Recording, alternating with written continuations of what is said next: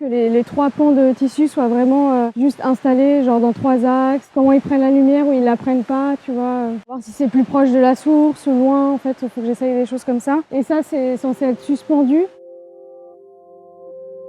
L'idée, c'était de travailler sur les potentialités de cette matière, en fait, et de juste travailler sur ses vibrations, son rayonnement lumineux. On peut l'éclairer au sol aussi. Ouais, c'est ce que je suis en train de me dire. Elles sont peut-être pas faites pour être en l'air, quoi. Ouais. Bien au sol. Ouais. C'est bien d'expérimenter. Après, ça dépend comment tu vas les placer.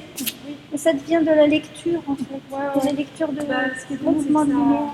C'est la deuxième partie de la création. Il y en a une avec un processus très lent et puis il y a le processus de mise en espace. Et d'abord apprivoiser la matière, en fait, cette matière qui a été conceptualisée mais qui arrive là et qui est là et qu'on peut donc expérimenter la souplesse et les comportements en relation avec l'espace et la lumière. C'est une étape très importante, avec beaucoup de possibilités.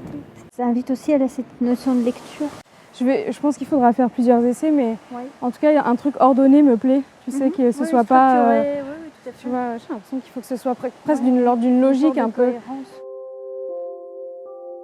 Celle-ci, je ne l'ai jamais vue déployer d'une seule pièce. Enfin, elle a été tissée très récemment et teinte récemment. Donc j'avais les motifs, les essais, mais je n'avais pas du tout cette histoire-là. Donc c'est aussi apprivoiser ça aussi, parce qu'il y a des choses auxquelles je ne m'attendais pas, d'autres auxquelles je m'attendais. Comme on a fait tout à l'heure avec la pièce de cuivre, essayer d'ouvrir la palette de gestes et un peu visuel au maximum pour après recentrer un peu sur les choses qui fonctionnent le mieux et qui sont les plus justes. Est-ce que tu viendras avec moi le prendre, le plier un peu et continuer à dérouler?